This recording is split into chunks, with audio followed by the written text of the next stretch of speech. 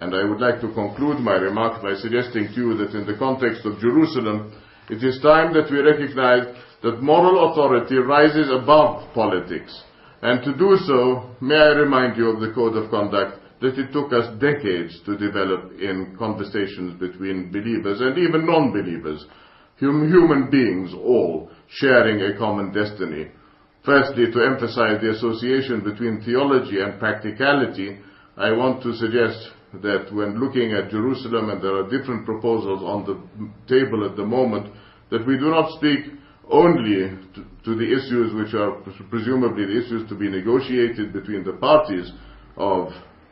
sovereignty,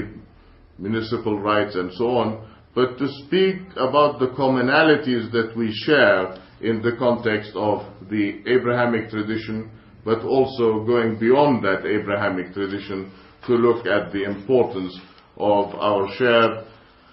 spiritual commitment to the oneness of truth. In that context, I would suggest that to embrace the Enlightenment tradition means effectively, as Bishop Kenneth Craig has put it so eloquently,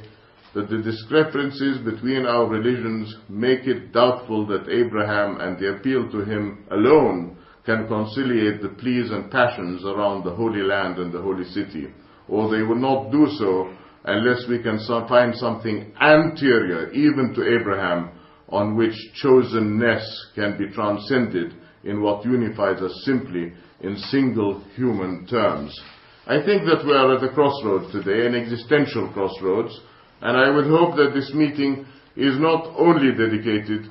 to an exchange of views, but to a plan of actions. And three basic principles come to mind. Firstly, the identification and highlighting of shared standards accommodating faith traditions, interfaith and secular. Secondly, the experiential component, encounter with the other, and all practical and personal experience entailed therein, including opening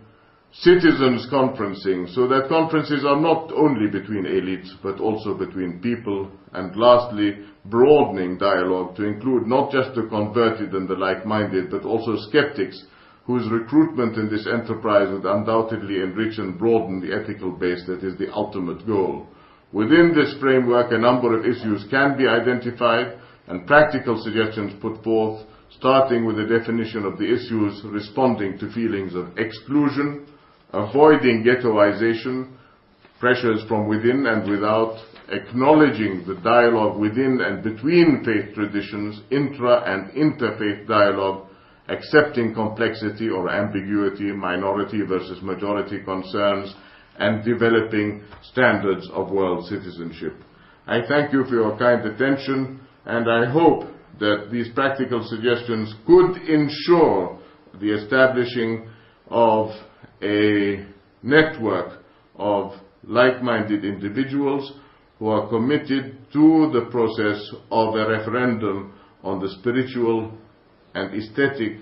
content of a world which is not just a world of a globalization of matter, but a world which is committed to peace